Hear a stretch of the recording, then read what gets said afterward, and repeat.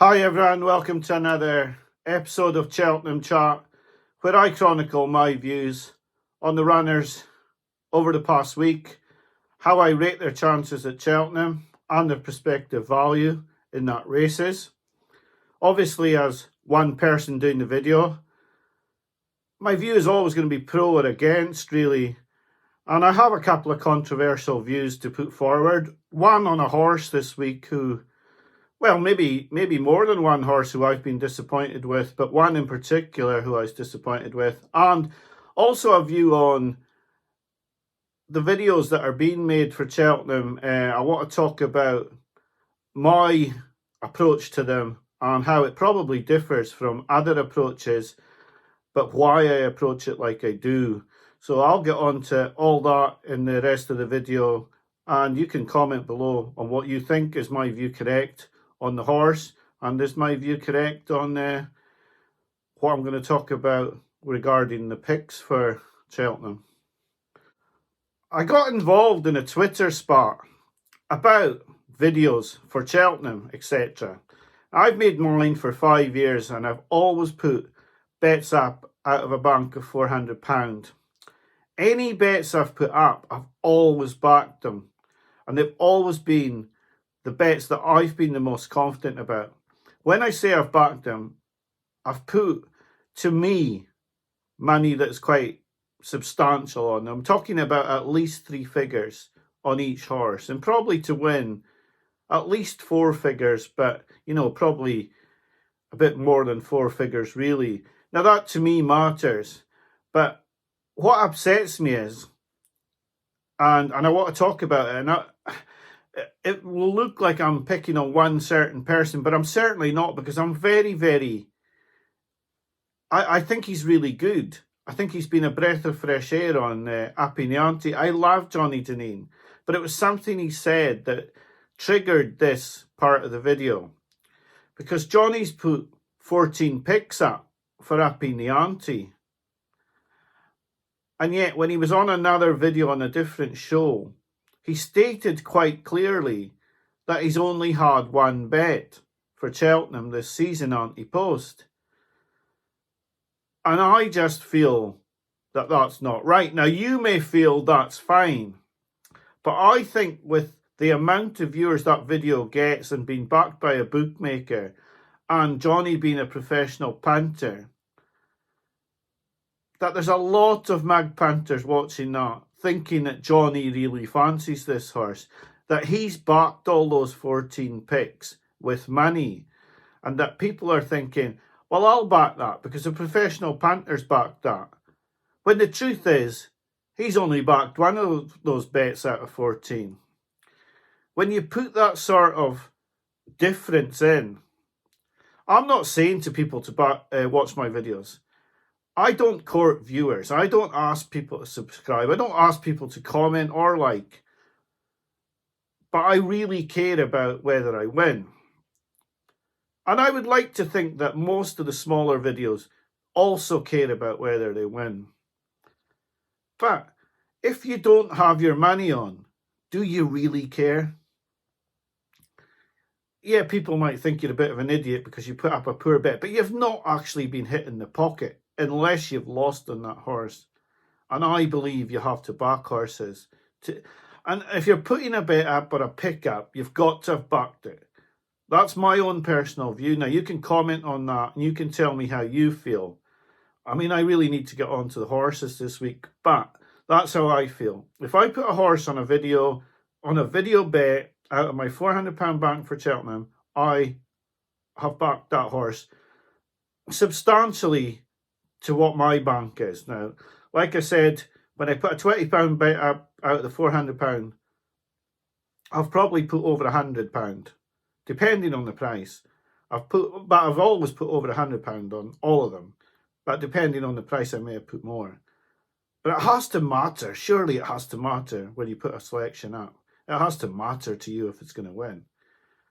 Is it really just about entertainment? Is it really just about putting a selection up and just for fun? Because for me, it isn't. And you can comment on that and let me know what you think. I better get on to the horses now or I'll have no viewers left. During the week, we had two high-profile British contenders for Cheltenham beaten, and I really didn't see many excuses for either. There were people trying to say that Queen's Gamble ran a decent race, it was a decent trial. I have to say that I think, as I'm going to talk about at Warwick, I think your bets cloud your view at times. I think you have to take into context not your bet, but like look at the actual performance. Now, if you've backed Queen's Gamble, you're going to try and find a way to make that performance not so bad because you don't want to believe you're going to lose your money. But you look at a Mayor's National Hunt race at Market Racing, and you're being beaten, and then take that into the context of you're trying to beat It's For Me from Willie Mullins, you're trying to beat A Dream to Share, who's won a Grade 2 bumper at Leopardstown last week, with virtually every horse in the race having won. And I don't see you can take positives from that.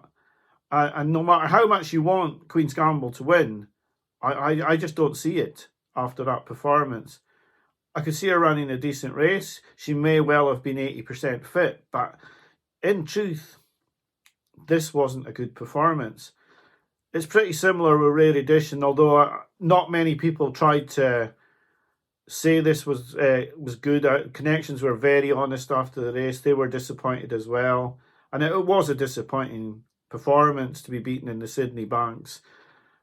None of the usual zest was there from Rare Edition. I was disappointed, but I think disappointed in a way that I thought he was better than that. I thought he was one of only 4 supreme candidates from the UK.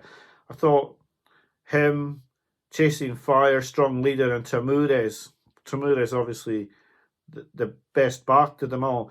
I thought they were the 4 British contenders, but Rare Editions really flopped here and not looked good. And I was disappointed. I have to say, I was disappointed with both the horses during the midweek. At Warwick, it was really disappointing that La Vanvoie didn't run. Was really keen to see her out, but the ground had gone a little bit firm. Connections didn't want to run with a view to Cheltenham. This left 3 at her goalie with a bit of a penalty kick, which she duly converted. I thought it was a good performance, but I had this horse earmarked for the Coral Cap, and I think it might get the sort of hike in the weights which might just put the Coral Cap out of reach. But this horse has won a listed race, and perhaps if the hike isn't that big, she could still be a Coral Cap hopeful. But the big horse at Warwick was Jonbon. And like I say, I have to put my view up. Now, there's no one to contradict my view on the video or say, oh, I think you're wrong, etc. I was really, really disappointed with Jonbon. Putting it into context here, last week, El Fabiolo beat Barnbridge, a winner of a Martin Pipe, Appreciate It, a winner of a Supreme, Dysart Dynamo, a winner of a Moscow Flyer, Flame Bearer, Phil Dorr was second in the Triumph Hurdle last season. He beat serious rivals. And then we have Jonbon coming along this week against one rival, Calico.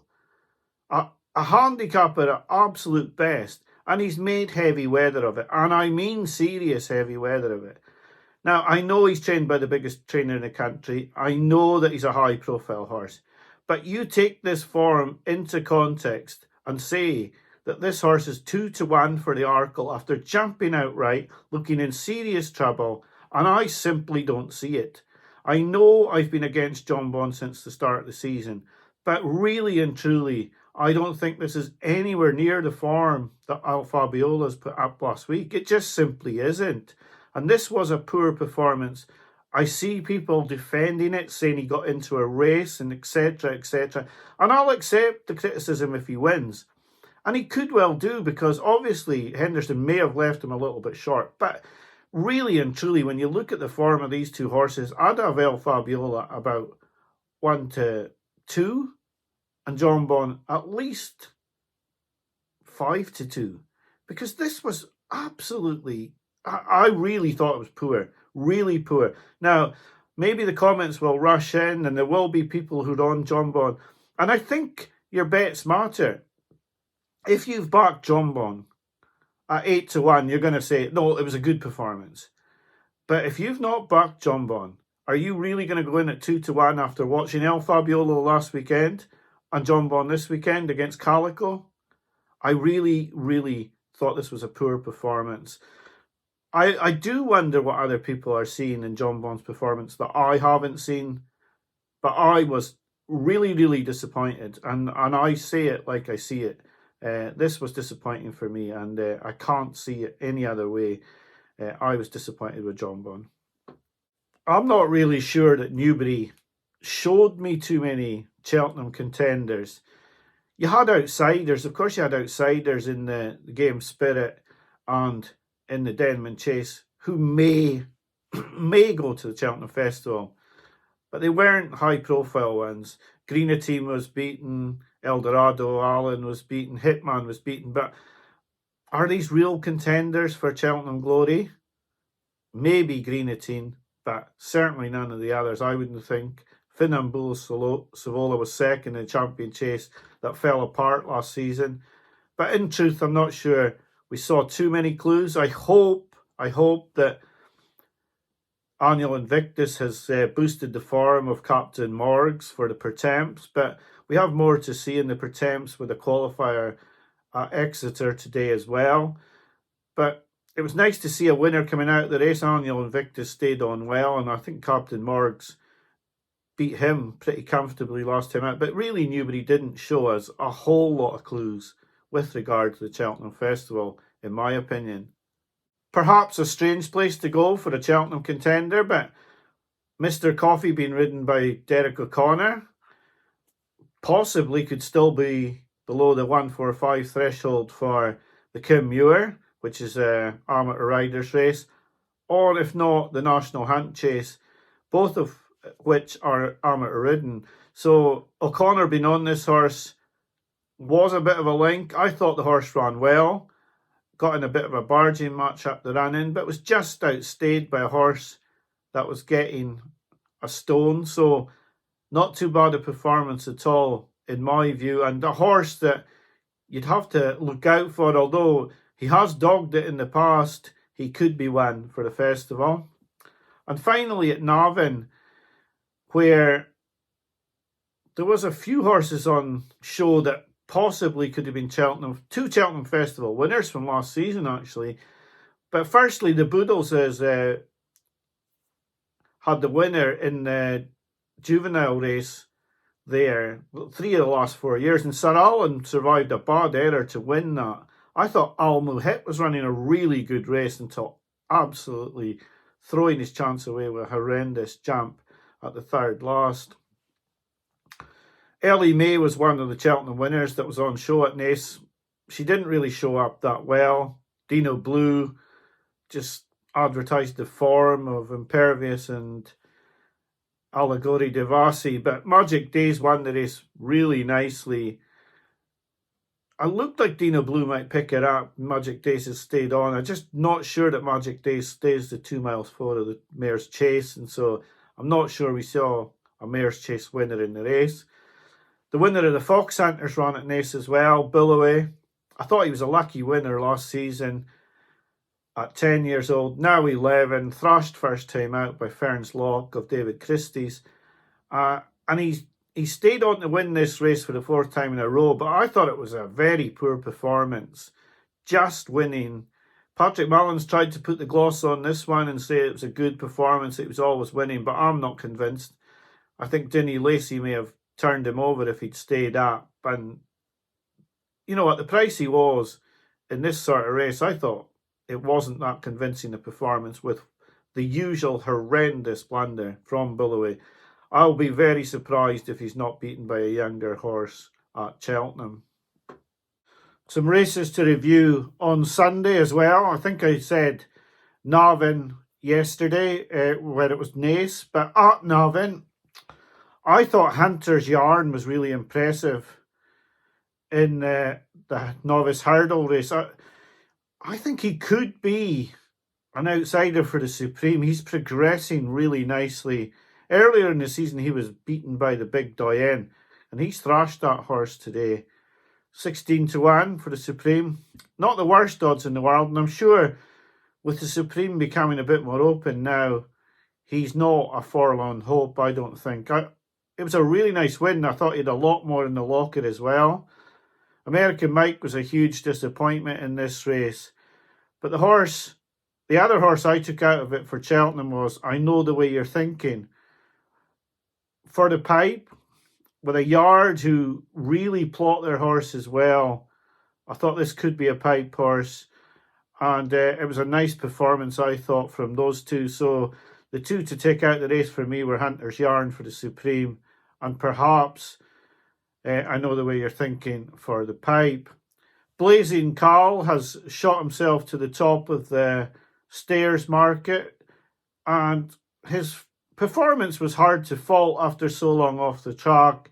He's won nicely, and he jumped well throughout. This was 4 furlongs short of the distance he'll go over in the Stayers. But as a comeback run, it was really nice, and it'll be onwards to the Stayers. The Stayers now looking a decent race with him, Ante, perhaps Florine Porter coming back. I hope so, for sure. But this was a good performance from Blazing Khal and hard to fault. In the 10-up, Mahler's Mission jumped really nicely but was beaten and didn't really enhance his National Hunt Chase claims. I thought he would win the way he was jumping, but he was just outstayed by Churchtown Warrior. He's another in the race, and that race could build up into a decent race later in the season. People saying there may only be 3 to 6 runners, but I think now it's sort of boiling up into a better race than that. But like I say, very disappointed with Mahler Mission not being able to win, especially when jumping so well. Finally today, on to the races at Exeter. Finally at Exeter, just a couple of performances to talk about there. Pink Legend won the listed mare's race, ground it out well. She'll go to the Mare's Chase at the festival as an outsider, but she was placed last year, and she's no forlorn hope. I think because she's from a non-fashionable yard, etc., and not a flashy novice, she'll be a bigger price than she should be. I won't say she'll win, but I think she'll run well again. The rest of the card, was the Nicky Henderson show, and Lucia was an outstanding winner, and she'll go to the Mare's Novice with a really, really big chance. She really went well today. Back off a layoff and an interrupted prep, she's absolutely bolted in against Geldings, and it was hard to fault her display. The final horse to talk about at Exeter was a horse who I didn't know what I wanted to happen today, because I've backed Captain Morgs for the Pertemps, and Walking on Air was running in a Pertemps qualifier from the same yards, and he's been talked about very highly all his career, and he's absolutely bolted in the qualifier today. He's still around 10, 12 to 1 for the final. It was hard to fault his display today. He's not found a whole lot on his 2 runs this season, but I thought he won very nicely, and I think he had quite a bit in the locker as well. So a worrying horse for my bet on Captain Morgs from the same yard as well, and it will depend how much he goes up in the ratings. I'm sure at the yard they rate Walking on Air better than Captain Morgs, although I was still really impressed with Captain Morgs' win at Cheltenham earlier in the season over 3 miles. The final thing to say is that my video recorded on the 26th of January was put up on the Understarters Orders charity challenge. My £100 bets were put up there earlier this week. So if you want to see the horses I put up in that challenge, you can go ahead and watch that video. It's on their site, and you can see what I put my £100 on for the charity challenge. Anyway, it's been an informative week. I'm not sure we'll get quite as many Cheltenham horses running over the next few weeks, with Cheltenham just 4 weeks away now. If I had to give you an outsider for Cheltenham, I'd have to say maybe Hunter's Yarn from this week was impressive and seems to be progressing really well. He could be a horse that comes into the Supreme Market, but who knows when you're playing Willie Mullins Lottery. So thanks for watching the video today. I know there's been controversial views. You can put your comments down below. I know my view on Jonbon's very controversial, and on the other videos not backing the horses they're putting up, that's controversial as well. But thanks for watching my video. A lot of views last week. I wish you a good week, and we'll be back to you next week. Bye for now.